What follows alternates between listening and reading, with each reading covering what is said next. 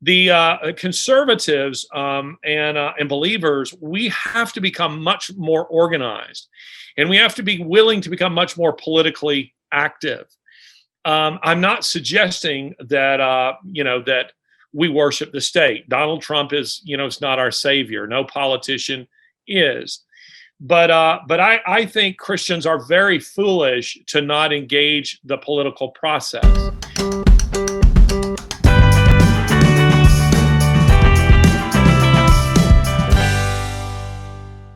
Hey guys, welcome to the show. I have a very special guest today, Larry Alex Taunton. He's an award-winning author, a freelance columnist, and a producer.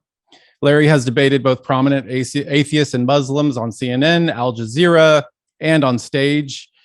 He's organized debates between, you might know him from these debates that he moderates between Christopher Hitchens and John Lennox, or Richard Dawkins and John Lennox, and David Berlinski and Christopher Hitchens and others, if I'm getting that right.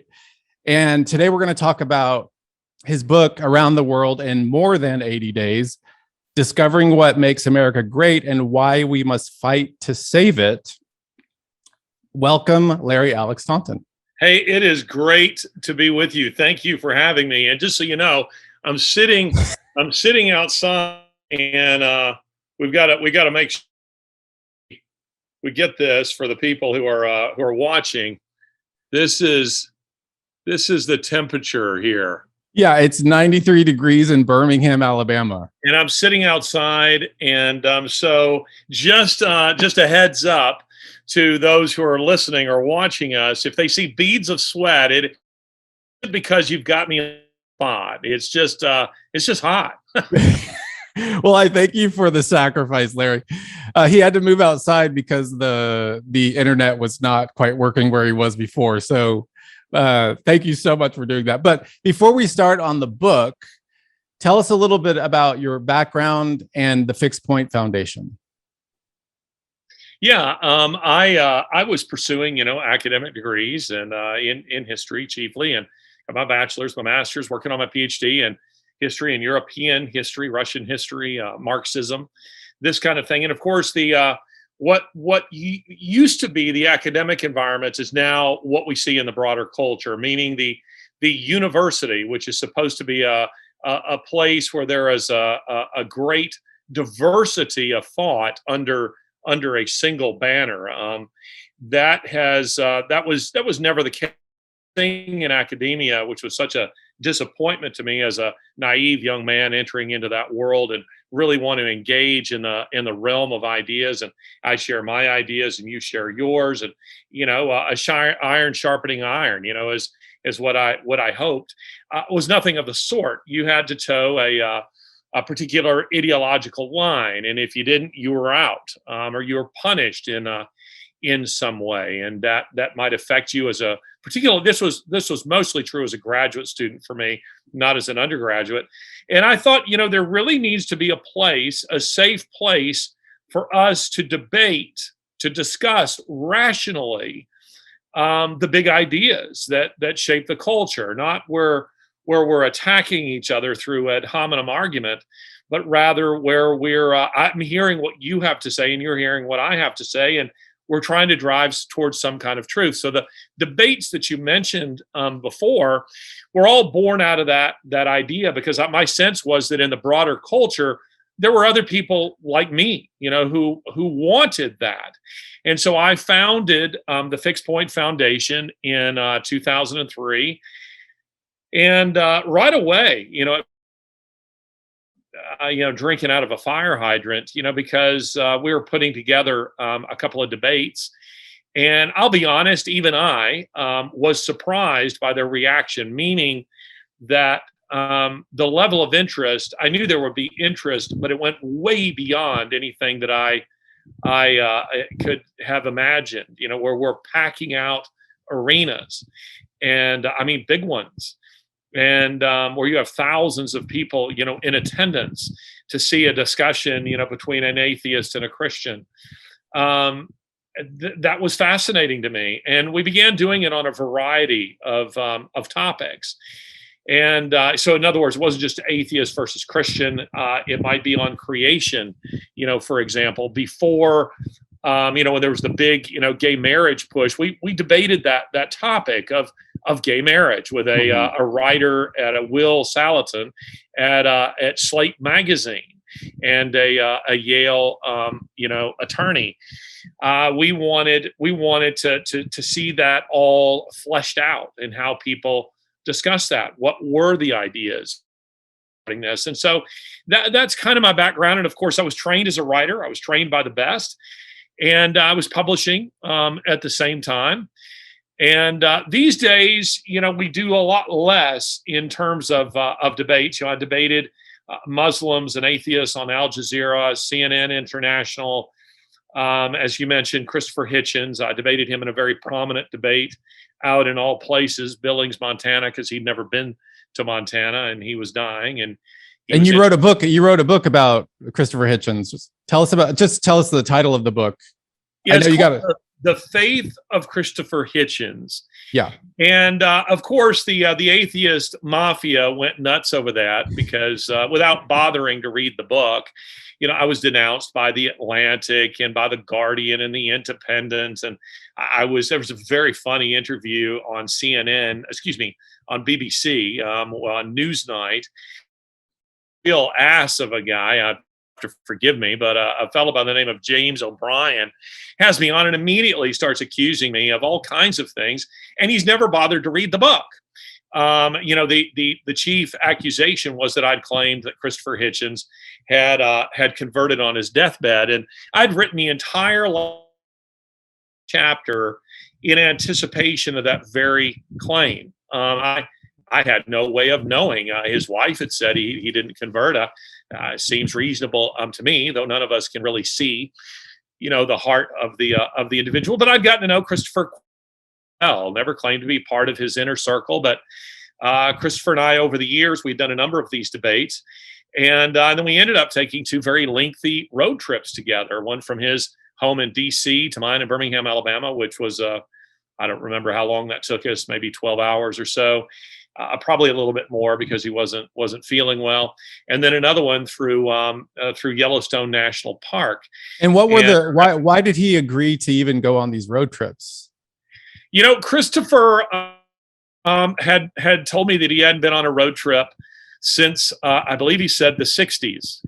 And he'd never been through the South, and he felt that as I recall, the only state he'd never been in, the only U.S. Contiguous state he'd never been in, was Montana. And I said, well, let's make that happen. We'd already agreed to debate one another, and so, well, really, where we debate is immaterial. I mean, we could do it anywhere. So let's do it in Montana, and so we did. First road trip, which was from his home to mine here in DC, here in Birmingham, from his in DC. It suggested that because, to quote him, flying has become a humiliating experience. And so I saw that. It is. And that was before, as bad as it is now, before all the COVID, nonsense. So we did that, and we enjoyed each other's company. And, in spite of the fact he was an atheist, a Molotov cocktail throwing atheist, and that I'm a Christian. We got along with each other quite well. We enjoyed each other's company, and that's because we found a lot in common. We were interested by the big ideas, because we're particularly interested in small talk. We enjoy discussing art, literature, history, philosophy, politics. Those were things that we were very interested in. And Christopher had made kind of a big change in his life after 9/11. That is, ideologically, I cannot imagine that Christopher would be on board with what we're seeing in the Western world with these lockdowns, with these efforts to move towards, initially at least, a kind of soft tyranny. With what you're seeing in California, for heaven's sake. I think Christopher Hitchens would unleash his pen against the likes of a Gavin Newsom or a Cuomo or a Whitmer in Michigan. I don't see him being on board with those kind of things. Does that mean that he was a Christian? Well, no. But Christopher was moving in a direction that we could say politically he had become much more of a conservative, and hence the reason the left had sought to really eviscerate him after 9/11, because he said, I come out in support of the police and the military. That's almost a direct quotation. And I think he said the cops and the soldiers, or something like that. And they were quite panicked by his relationship with me. They did not like the fact that Christopher liked me. So after he died, and my book was hailed by Matthews on MSNBC's Hardball, you know how this works. The producer reaches out to you and invites you, and they tell you how much they love you, and the host loves you, and you're like, yeah, right. This is kind of a setup. I'm sure. I'm sure Hansel and Gretel heard much the same thing. But I actually went on his show, and it turned out he genuinely loved the book, and told me that it was beautifully written. And he said, sell it. Come on, tell people about this book. It's a wonderful book. And I was so appreciative of that. And then the Gospel Coalition named it the Arts and Culture Book of the Year. It was very favorably reviewed by both the New York Times and the Wall Street Journal. The left panicked. Next thing, I'm attacked by an unscrupulous David Frum at the Atlantic, and numerous others who, again, really didn't bother to read the book. But that book remains really a proud achievement for me, because even in attacking it, I think they had to acknowledge that it was a good book, and they had to attack it unscrupulously. They never addressed the arguments. I would have been happy to have debated any of them on the merits of the book itself. That's not what they want. They want to just simply mischaracterize you and what you have to say, and stoop to the ad hominem. Yeah. Well, and so let's get into the Around the World in More Than 80 Days. Now that's a controversial book, by the way. But I know, and this book is less so. I know it is. You tell it like it's funny, because you don't ever hold back, which I love. This is what I love about you. And I love the book, and what you kind of talked about this in the beginning of the book, that it was sort of a reverse Alexis de Tocqueville sort of venture. Because as you guys may know, Alexis de Tocqueville came to the United States in the 1800s. I think he was very young. He was like 21, and he wanted to see democracy. He wrote Democracy in America, and he wanted to see how this country worked and why it was flourishing so well. And so you sort of did the opposite of that and traveled around the world to a lot of developing countries, third world countries, and other countries in Europe. And but first, what, and you traveled with your son, Zachary, I believe, and then Christopher joined you later, but what compelled you to even write this book? Let me go back to something you said just a moment ago, Becket. That's an important point. You say that I don't hold back. As a believer, I think Jesus has given us a model, for how we engage with the unbelieving world. And I like to think that I'm gentle with those who are genuine seekers. Jesus with the woman at the well, for example, he treats her with great gentleness. The way he engaged with the Pharisees, however, other than a Joseph of Arimathea or a Nicodemus, is itself very, very different. It was, we might even say it was quite harsh. Many Christians today, if Jesus were to speak the way he did then, would condemn him as unloving. I mean, this kind of thing. I have reached, Becket, kind of a place in my life where, I've been wounded in so far as you were talking about the founding of Fixed Point Foundation. I was naive enough to believe that I could engage in the realm of big ideas that have political ramifications. Not necessarily political issues, but issues that have political ramifications, like, for instance, gay marriage. Atheism has, some political ramifications insofar as we've seen the suppression of religious liberty, this kind of thing. And what you discovered all too frequently was the effort to torpedo you, the effort Yeah. to do you harm. We're going to, undermine your debate because we don't think there should be free speech on this issue. We're going to attack your organization. We're going to threaten you. And somewhere along the way, I would probably venture to say that it was probably after the publication of the Hitchens book where I was so unscrupulously attacked. I mean, where you have the New Yorker running a article suggesting that I'd claimed a deathbed conversion in my book. I mean, where are fact checkers? It's astonishing the level of deception and lying. And I mean, that was before what we're witnessing, taking place right now. So for me, somewhere along the line, the gloves came off. And I felt, I'm playing with house money at this point. I've got nothing to lose. And also, I'll also say, Becket, that traveling around the world has given me a level of impatience with whining people. Meaning, I've grown sick and tired of people who act like they are victims when they're not. Genuine victims, say someone like my daughter, my adopted daughter Sasha, who I talk about at some length. Yeah. In the Faith of Christopher Hitchens and in my fact, which kind of tells her story. She was born in Ukraine, a country that was still running off of the accumulated capital of socialism, which is to say communism, which is to say atheism. And she suffered extraordinary abuse at the hands of people who treated individuals like they're just raw materials. I mean, children were fed out of dog bowls when they thought you'd misbehave, put a leash on you and make you lap up and eat a dog bowl.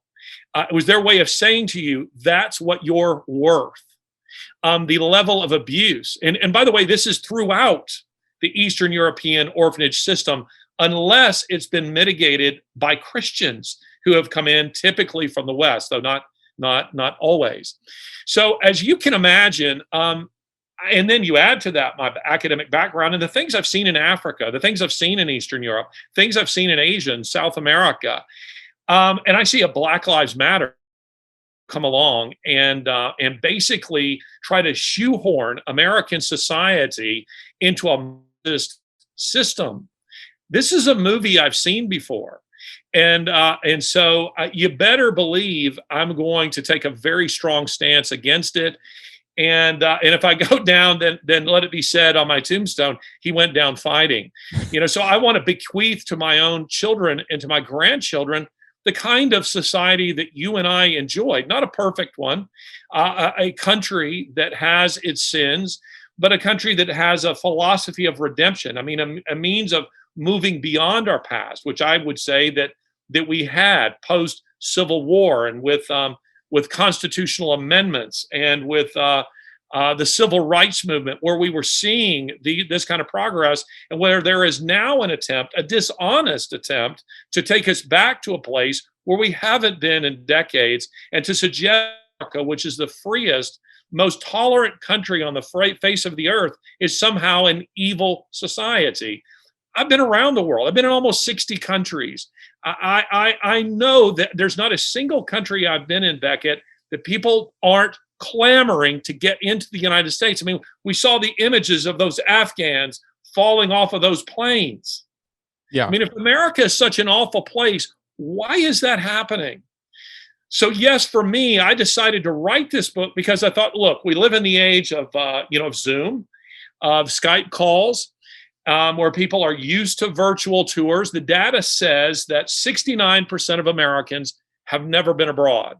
I would wager that the other 31%, the majority of them, have been on some Caribbean cruise. They got drunk in Tijuana. They maybe went on a fishing trip to Canada, possibly a mission trip somewhere, and that pretty much is it.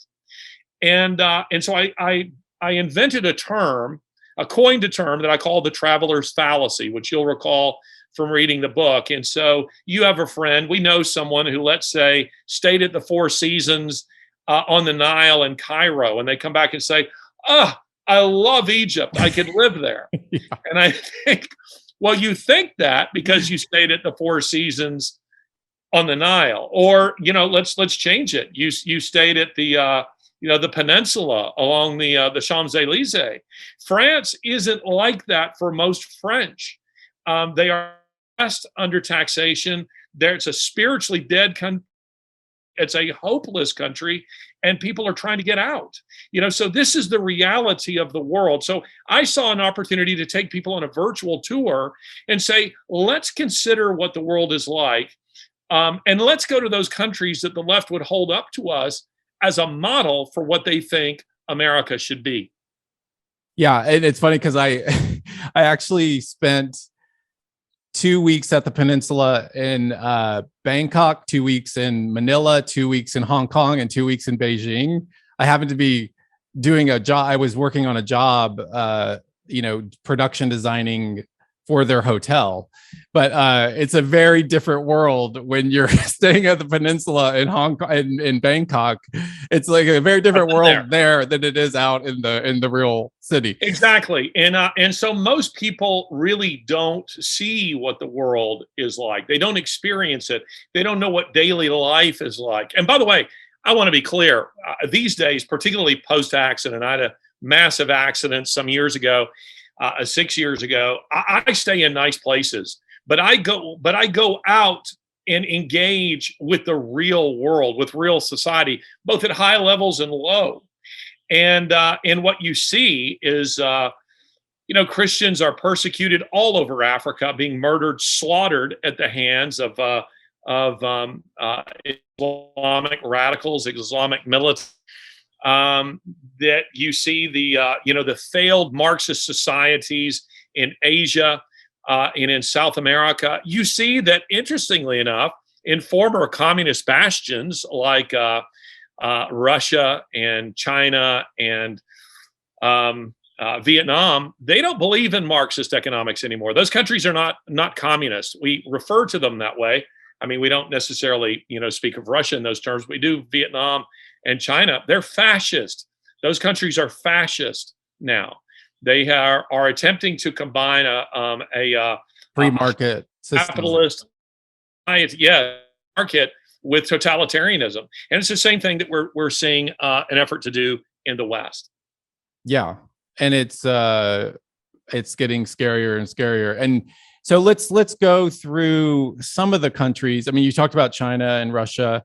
What about you call? I love that you did that. You called New Zealand the kind of like the Seattle of Southeast Asia. What do you mean by that? What's New Zealand all about?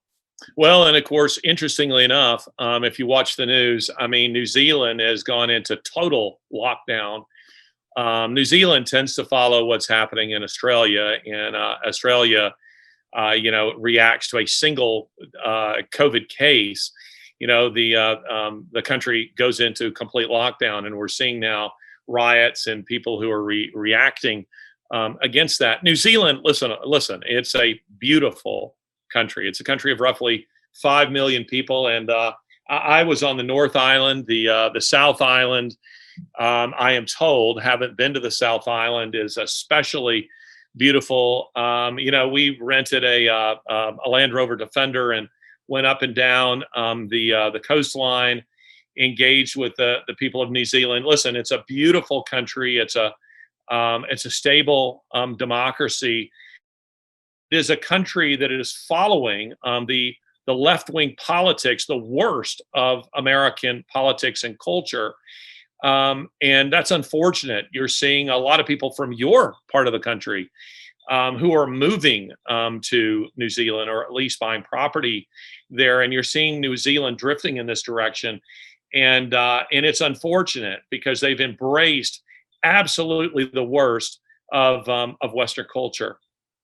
And I've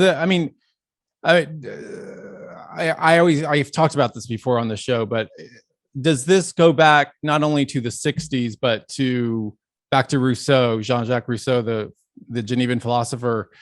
this kind of this where this is all coming from, and especially right now in the United States. Why is this happening now in terms of going in that direction, in terms of going into socialism? Where is this coming from? Well, I think we've been drifting in this direction for a long time. I think there are several reasons, Becket. I, as as someone who's trained as a historian, I think the lack of teaching history is an issue. My generation, we were taught what communism was. We were taught what that worldview was. We were taught what socialism was. My generation and older has a very negative view of socialism. I think a younger generation that has known no suffering, no real economic, deprivation. They've not known war. They've known nothing but plenty, and plenty on a scale that's staggering, say, to my parents, to your parents, especially to our grandparents, who lived through the Great Depression.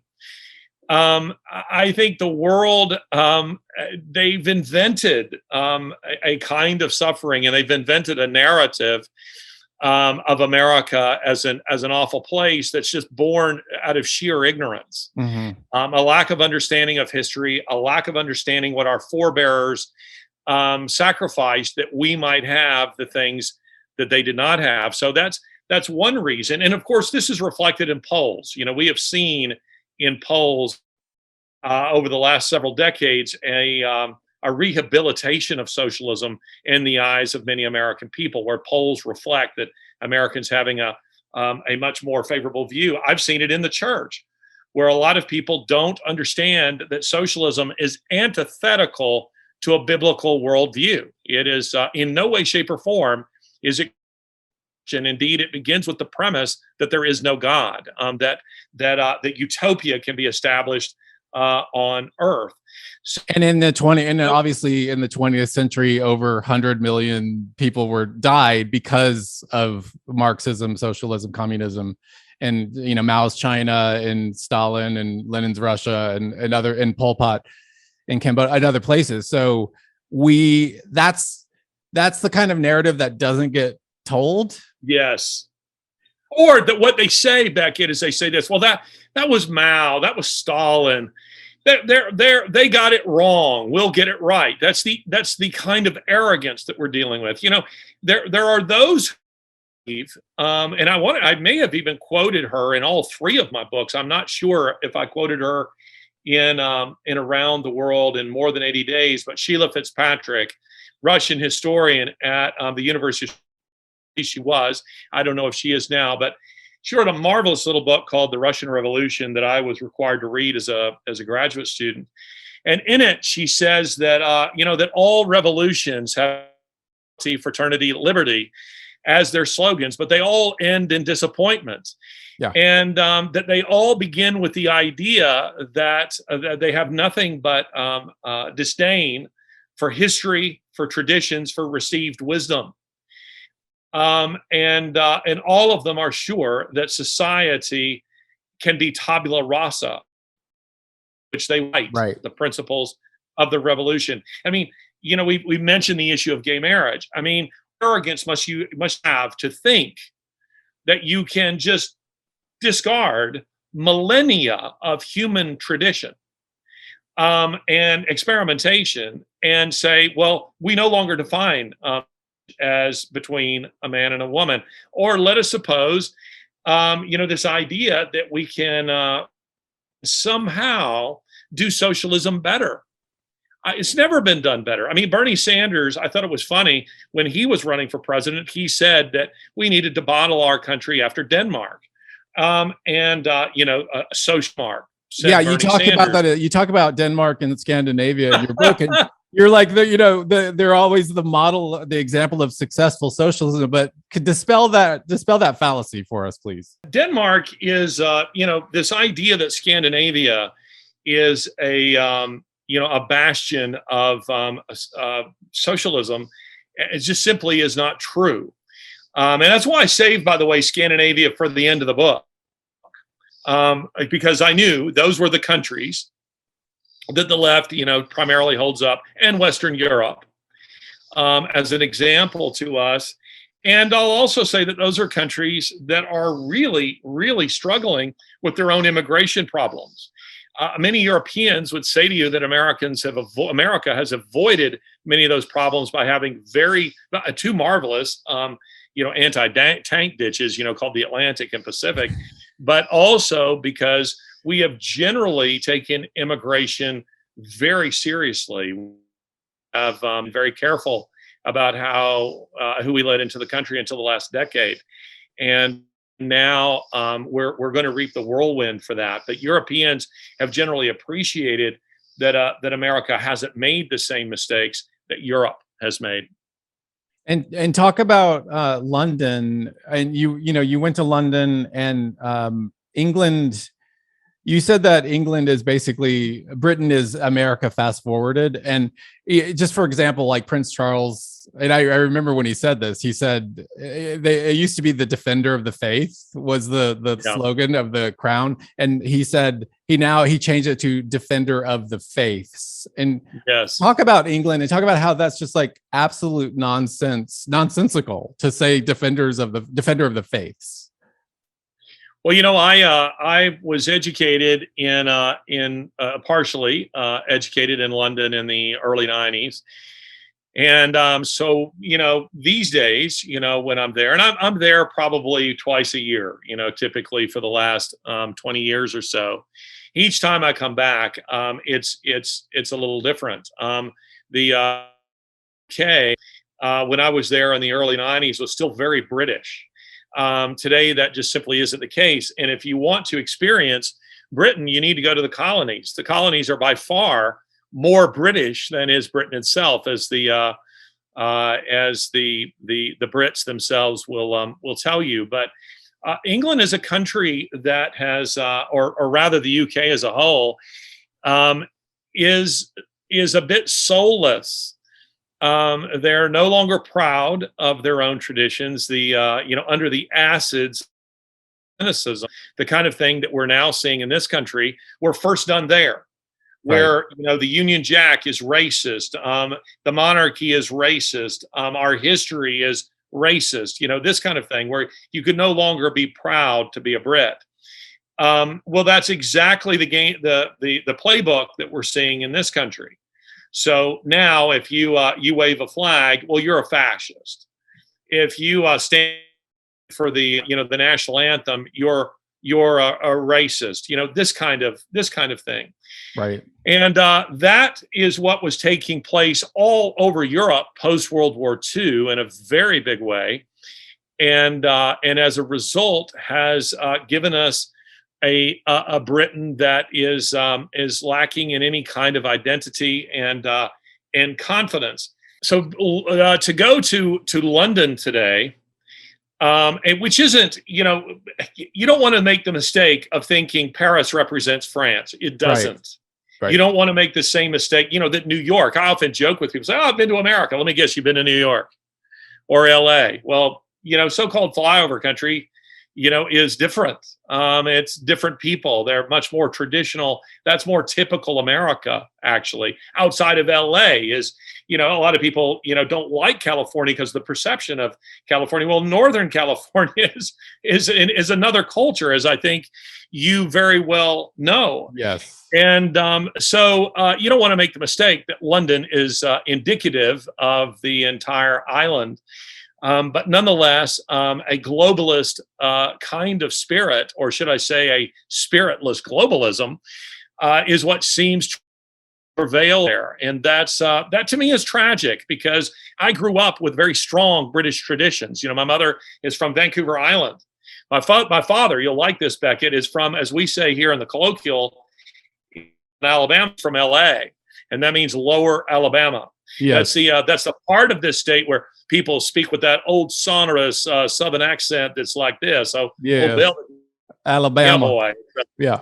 Yeah, but that's an old Southern accent that's dying. It's the beautiful Southern accent. Beautiful. I love that. I love the lilt of that accent. It's amazing. It's a Southern accent that's represents education Actually, it's not the Hick accent, and if you don't know it, you might miss it. But yeah, I grew up with these interesting traditions of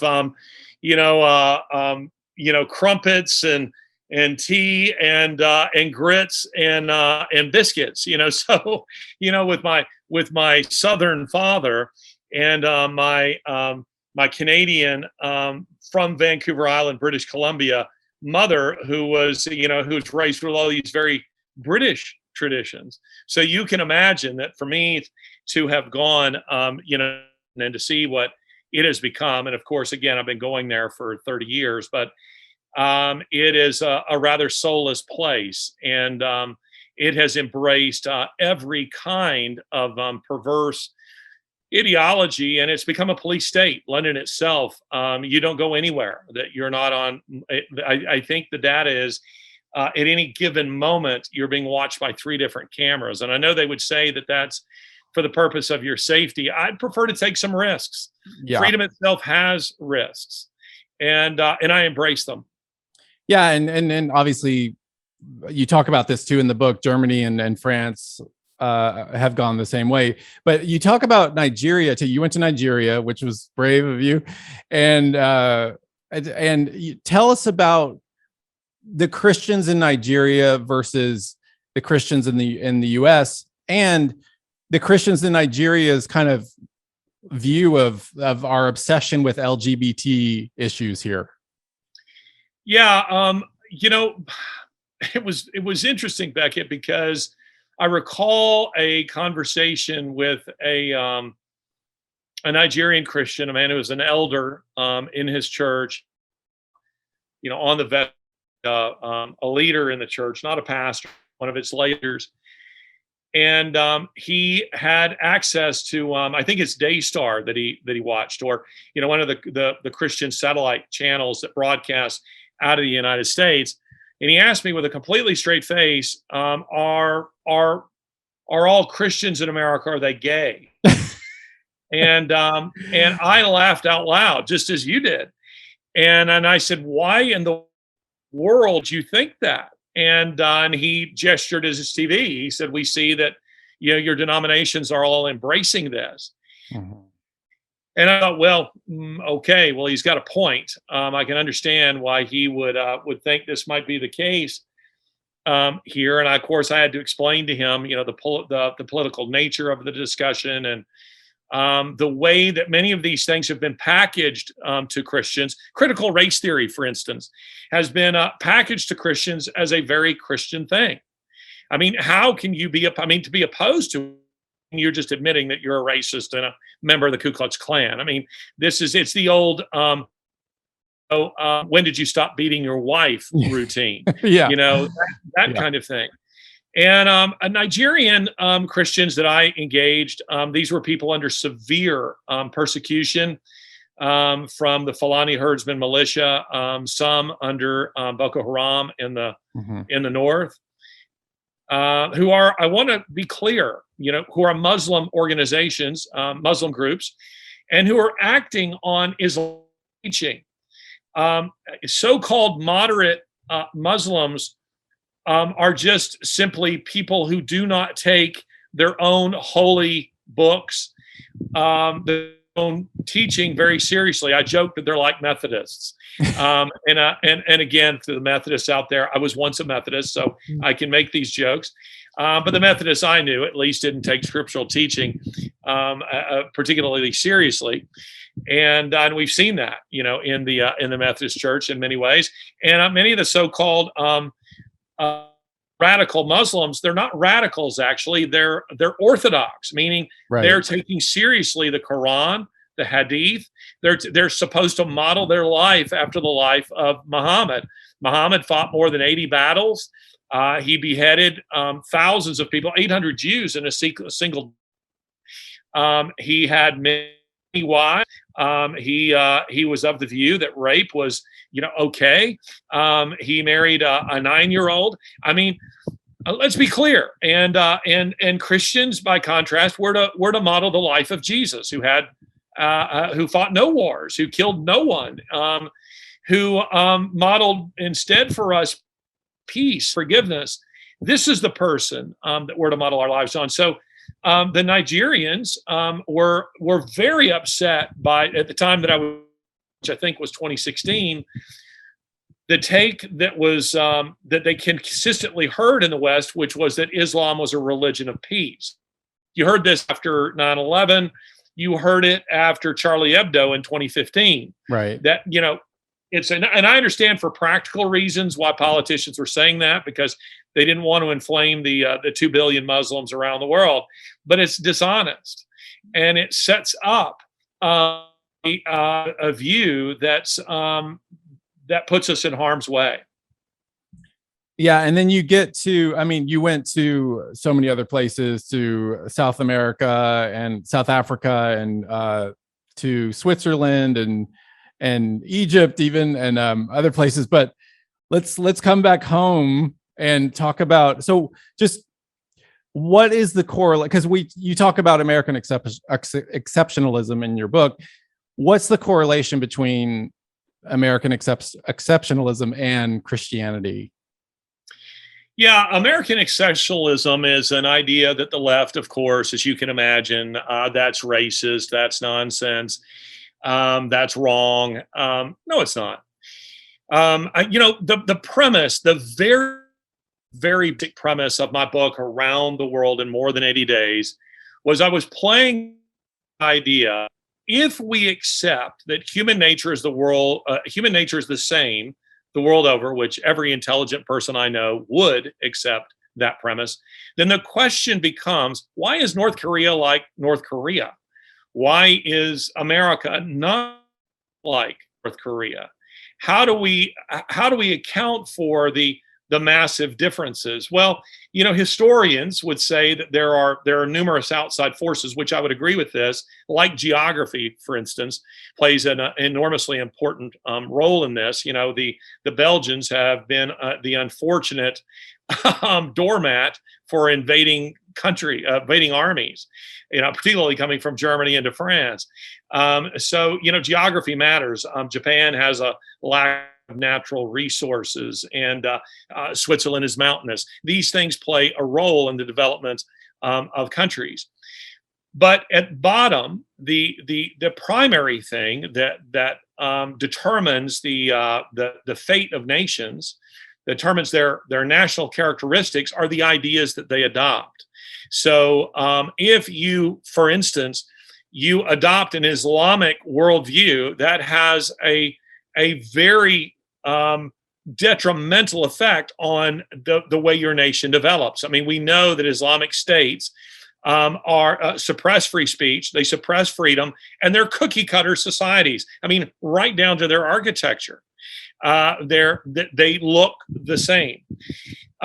Christian societies, or at least societies that were based in some broad sense on a Christian worldview, look very different. Now, the Western Europe is still off of its accumulated capital of a Judeo-Christian worldview. It's reflected in their laws. It's reflected in many of their attitudes, even among people who don't believe in Jesus Christ. I would often say to Christopher Hitchens, who we were discussing earlier, and I think he knew this was true.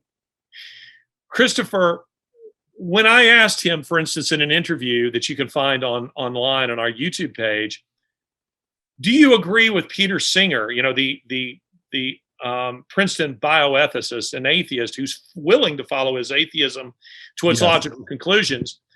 Do you agree with Singer when he says that mothers should get 28 days with a newborn child to determine whether or not to keep it or to euthanize it? Singer compares infants with piglets, saying they have no more value, possibly even less.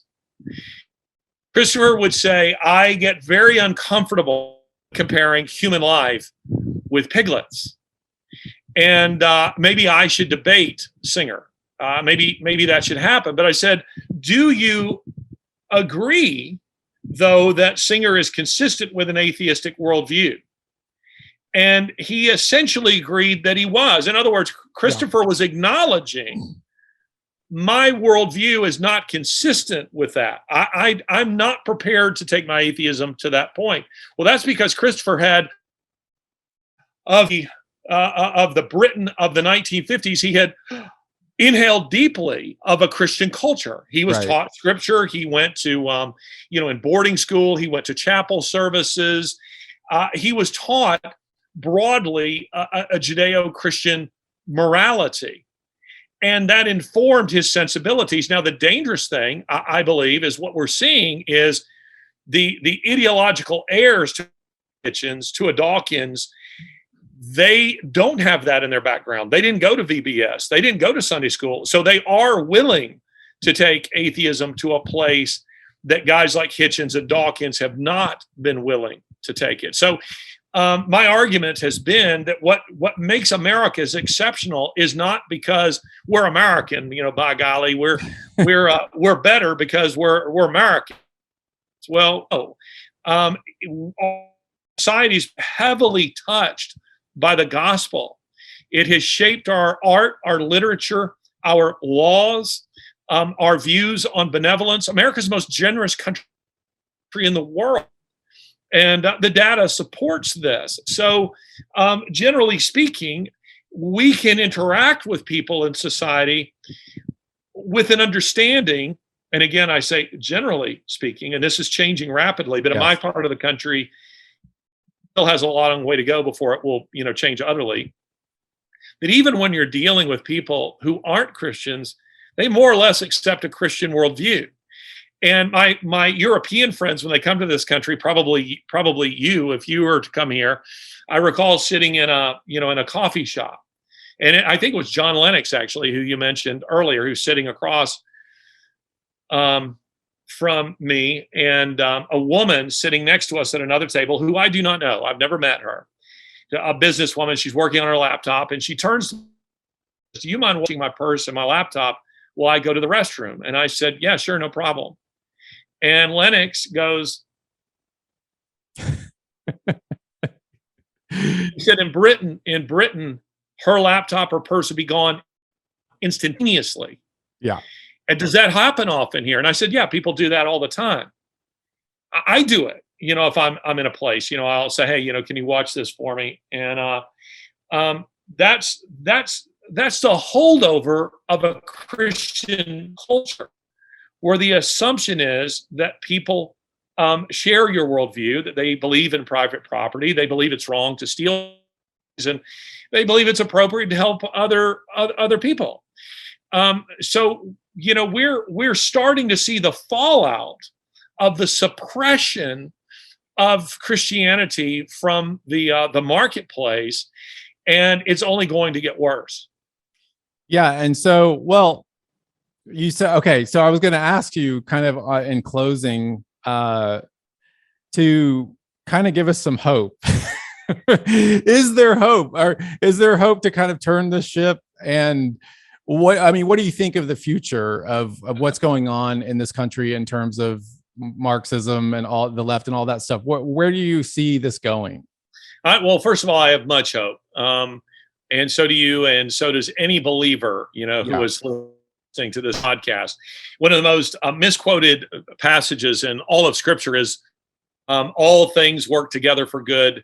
I'll hear people say this and see it on Twitter and this kind of thing. All things work together for good. And I want to say, no. You don't get to say that unless even Jesus Christ. It's all things work together for good for those who are called according to his purpose. Yeah. Who are called according to his purposes. For those of us who believe in him, we have an eternal hope. So however things work out here, in the end, we win. I don't fully understand all the symbolism in Revelation, but I get that much. In the end, we win. And that should give us tremendous hope. Second thing, something that can be said for the United States that can't be said for Western Europe, is we know the number of people who say that Christians in this country is a very high number. I think roughly 75% self-identify as Christians. 26% say that they are evangelicals. Those are people who have answered affirmatively to questions like, do you believe Jesus is the Son of God? Do you believe He's the only way. Do you believe in a heaven and hell? This kind of thing. That's an enormous number. 1 in 4 people in this country. What we are seeing right now is the tail wagging the dog. Mhm. The left is extremely well organized, and they have targeted the levers of power: big tech, Hollywood, politics, legislatures, public schools, universities. They have targeted these things. The conservatives and believers, we have to become much more organized, and we have to be willing to become much more politically active. I'm not suggesting that that we worship the state. Donald Trump is not our savior. No politician is. But I think Christians are very foolish to not engage the political process. And there's a kind of selfishness in it, honestly. I mean, as I said before, world do I want to leave to my children and to my children? I want to leave them a freedom to choose and to be what they want to be. And whatever that looks like, however that plays out, I want to give them those opportunities.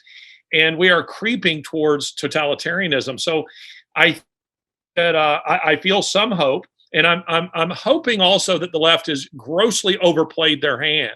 I mean, we're seeing, the arrogance of left in the recall of Governor Newsom, in the polling numbers that suggest that Larry Elder, is running in a dead heat with Newsom, and I think elsewhere. So I think there's a lot for us to be optimistic about. Well, good. Well, we'll leave it on that note, and we're going to have you back because I want to get into your thoughts on homeschooling versus public school and be delighted and other things. There are a lot of other things I want to talk about, but the book, next guys, time we'll have a better internet connection. Yes, and hopefully we can get you a better internet connection. But in the meantime, guys, we're going to put the link below for Around the World in More Than 80 Days. I really encourage you guys to get this book. It's great. It's entertaining. It's edifying. It's educational. And yeah, and thank you. And we'll put the link down to the Fixed Point Foundation as well. But thank you, Larry Alex Taunton, for being on the show. Hey, thank you so much for having me, Becket. I enjoyed it. Great. All right. Thank you, guys. We'll see you next week.